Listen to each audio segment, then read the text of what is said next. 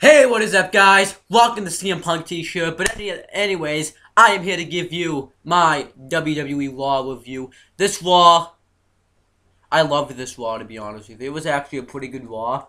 From leading off to kind of like a shitty, it wasn't a decent pay-per-view. There was some shocking things in this RAW, and there was some great things in this RAW. But let's just get right into the review. So this RAW was for June 17th, 2013, and we have JBL, Michael Cole, and Jerry the Kid Lawler on commentary. It tells you what's going to happen with WWE Championship situation and the other situations. And we get an Alberto Del Rio promo. He is now the new World Heavyweight Champion. Someone's mowing the lawn. So, pretty much, Del Rio is a heel now, I guess, because I guess they're going to use him as a heel because he wouldn't stop viciously attacking Ziggler when he was in the World Heavyweight Championship match. So Del Rio comes out and he says that he's happy he's the World Heavyweight Champion. And the fans kind of turned on him in a way because he's getting hate for taking advantage of Dolph Ziggler's concussion when Dolph Ziggler cashed in the Money in the Bank briefcase on him and took advantage of a situation, but you guys cheered for him.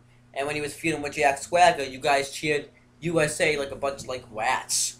And then he says that he did that all for him last night, nobody else. And then he calls himself the best in the world. Then CM Punk comes out and he says that he's the best in the world. Last night he proved that he was the best in the world. So he wants a match with Alberto Del Rio. Del Rio says he doesn't want any of this. He's the World Heavyweight Champion. CM Punk says he does. But Paul Heyman says, because he came up with Heyman, that Punk doesn't fight for free. His clients don't fight for free. And CM Punk's like, what are you doing? Of course I fight for free. So then CM Punk wants the match, and then Vicky Guerrero comes out and makes the match between CM Punk and Alberto Del Rio. So that was pretty much it. Nothing much. But what happens tonight really gets me hyped up. CM Punk and Paul Heyman are backstage. Paul Heyman doesn't think it's a good idea for him to be having this match. CM Punk says that he doesn't want Paul Heyman ringside. He's not going to be a client anymore. He's always going to be a Heyman guy. But he's not like Curtis Axel or Brock Lesnar. And then he just says he doesn't want him at ringside anymore, but he always does the Paul Heyman guy. So I think that's in a way that he's not with Heyman anymore. So then, Wade Barrett was supposed to induct his rematch clause for the Intercontinental Championship. Vicky Guerrero made change of plans. And, we get the return of Christian. We get Wade Barrett versus Christian. Pretty good match here. I actually liked it. Plus, it was the return of Christian, which was a surprise. He did a high crossbody over the top rope. And then, he went for the kill switch, but Barrett hit a mule kick on him. Then Christian gets him back in the win and hits the kill switch on Barrett for the win. So it's good to see Christian back. I want to see what they have plans for Christian because I'm kind of a Christian fan. Then we get the Wyatt family video package. Great stuff here. Keep going. Then we get Team Old Scholars, which is Cody Rhodes and Damian Sandow versus Sheamus. You think Sheamus is gonna win, but first, Cody Rhodes hits the beautiful disaster kick on Sheamus, and then they both attack. Team Old Scholars both attack Sheamus. Then Sheamus does his comeback, and then hits the white noise on Cody Rhodes. Goes for the bro kick, but Damian Sandow comes in and rolls up Sheamus for the win. And then Sheamus bro kicks Cody Rhodes after. So this Sandow Sheamus feud's continuing. Really happy about that. I don't know what they have plans for it next though. And then it shows Rob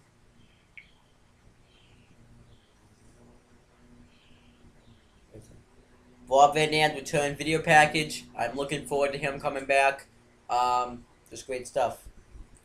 Then Team Bricky is backstage and Triple H comes up and talks about all the stuff that Vicky Guerrero has been doing, and he's saying that she's doing a bad job because he says, what was your main event gonna be if it wasn't CM Punk if CM Punk had to come out there.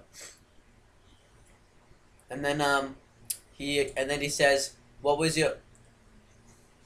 And then he says that Chris. She talks about how she brought Christian back, and he says, "What was your?" And he says that Christian was cleared to wrestle last month, and then he says that she needs to do something to get to the Shield. Like there should be consequences if they get involved tonight. And then he leaves and says, "Great idea putting VMB on the show." So funny stuff right there. And there's gonna be more to it later. Daniel Bryan's backstage.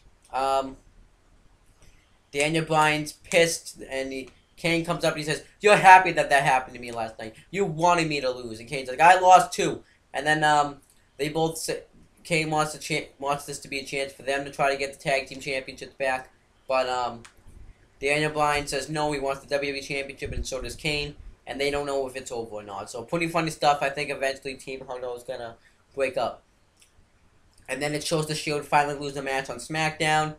We get Randy Orton versus Daniel Bryan, and you could have voted either a no disqualification match, a no countout match, or a 2 out of 3 falls match. The fans voted for a no disqualification match. Pretty good match here. Daniel Bryan went for the surfboard, but Randy Orton counted too much, so he just did the knee stomp. And then they fight on the outside. One point in the match, Daniel Bryan does a suicide dive, and he misses and he hits his head against the barricade, but this becomes important later. Randy Orton dominates him. He gets a kendo stick and whips Daniel Bryan with it, and then he throws Daniel Bryan outside the ring, and then Daniel Bryan starts to feel a little loopy, and then Randy Orton does a back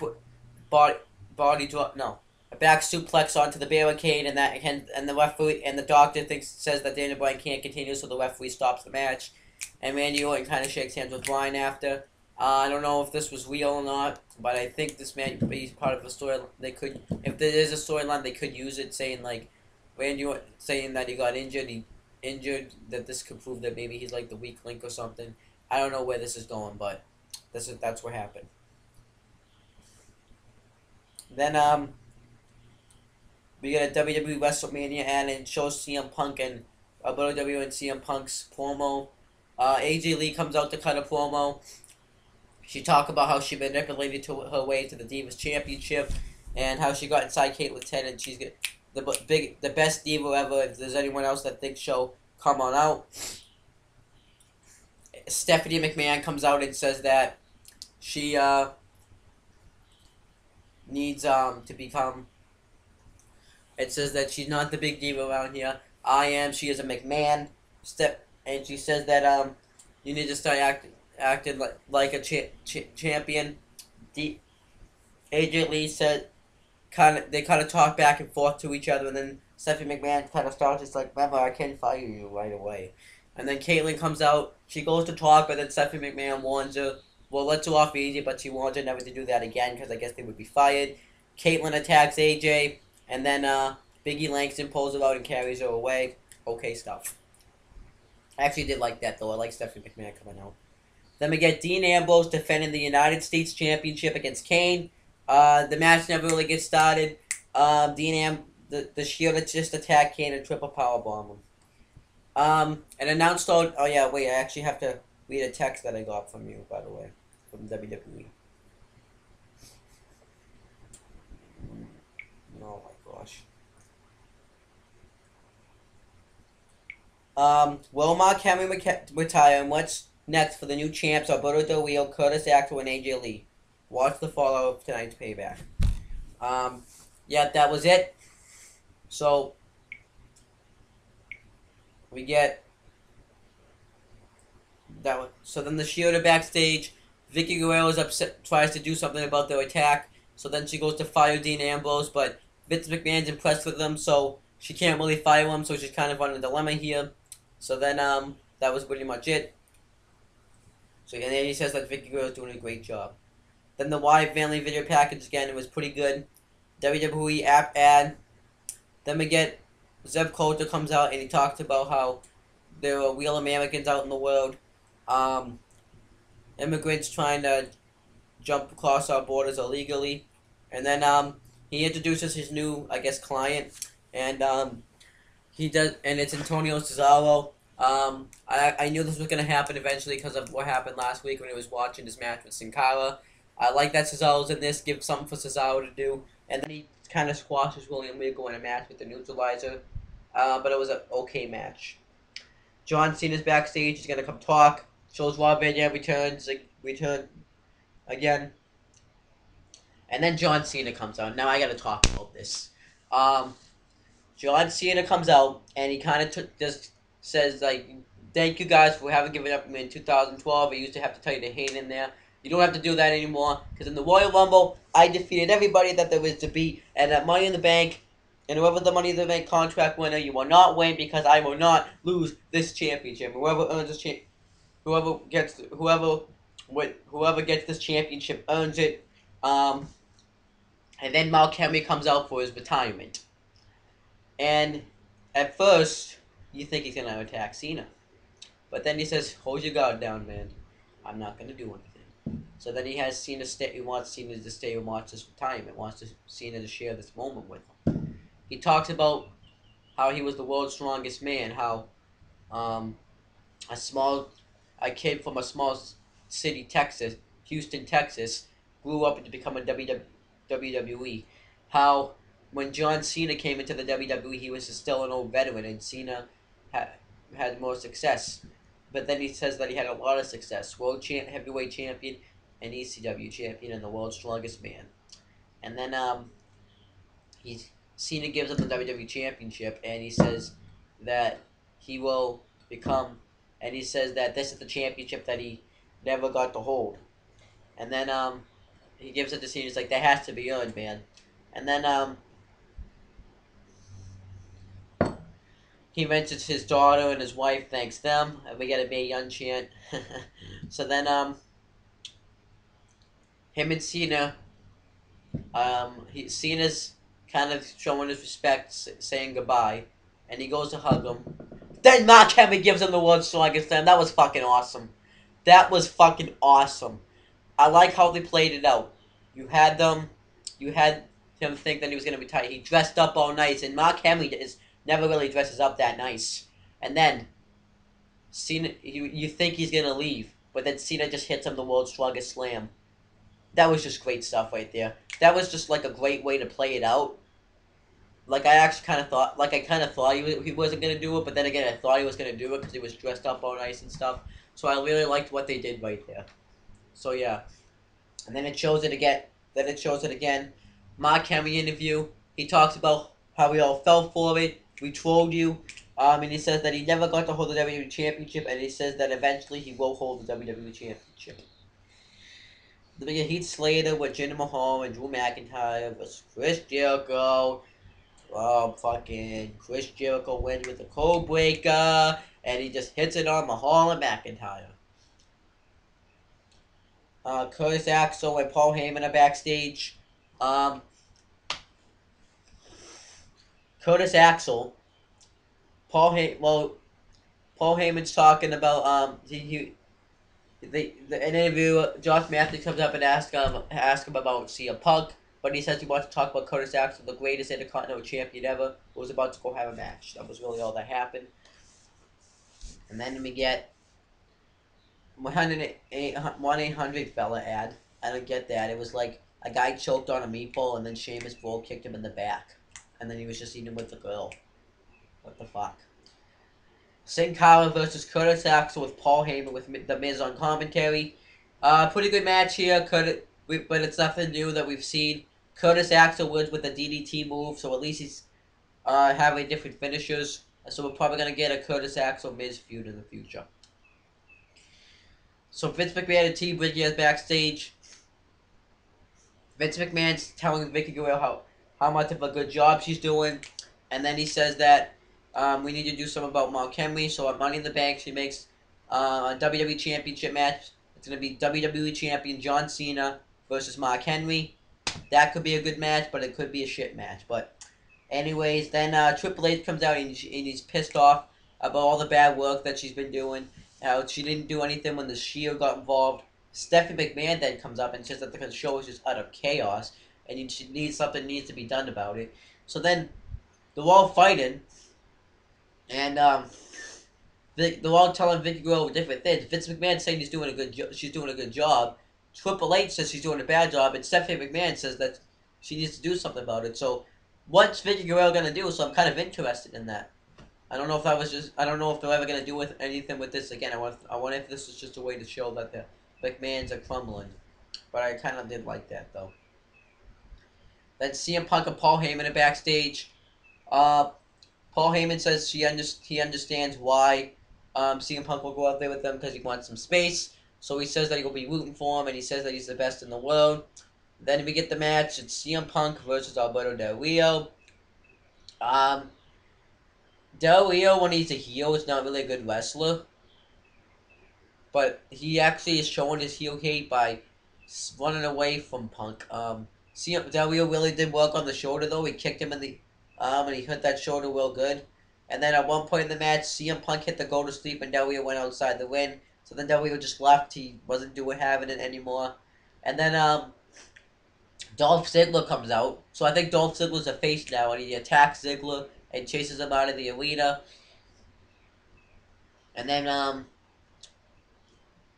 we get Brock Lesnar. Now I said, my first video I made this year, that we would get, well I said it would be at Mania, but eventually we're going to get Brock Lesnar versus CM Punk. And we did. Because Brock Lesnar came out and laid CM Punk out with an F5. That's fucking awesome. Like, I think WWE is going in the right direction right now. Mark Henry, you had him come out there, pour his heart out to the WWE Universe. Think he's gonna retire. Boom. They think again. They swerved us to thinking that he was gonna, but then he just hit Cena with the world's strongest slam. They have Curtis Axel as the IC champion. That was great stuff. The Shield could have done more tonight, but I hope that this isn't gonna be like every night then. And they couldn't really do a lot tonight because they didn't really have time. But we are gonna get. We do have SmackDown. We are gonna get Daniel Bryan versus Dean Ambrose. Daniel Bryan stuff was pretty good, and we had the Brock Lesnar coming back and Dolph Ziggler and Del Rio stuff. So I want, now that I'm wondering though, is now that Dolph Ziggler's a face, is he gonna be, so is he? I don't think he's gonna be with Biggie Langston and AJ anymore since they're heels and he's a face. So I'm liking that. I wonder if he's just or unless he just is attacking Del Rio just because. But that is great. And now we have Antonio Cesaro with Zeb Coulter. That's going to benefit Cesaro. And he says, "We the people." And he actually like put the Italian flag over the over Regal. So I'm really liking what WWE is doing right now. They're trying new things. I think they're trying a new thing with I like the Del Rio situation when they had Del Rio as the face and he was feuded with the heel Ziggler. Now it's switched around. Del Rio's the heel and Ziggler's the face. Keep this going. I want them to give the championship back to Dolph Ziggler though, because he is good with the championship. But that's pretty much it, guys. I'm gonna click off now. But Raw was great. The only thing that probably sucked was probably the U.S. title match because it didn't really get started, and maybe Chris Jericho versus Heath Slater. That's about it. But that's pretty much it, guys. See you later.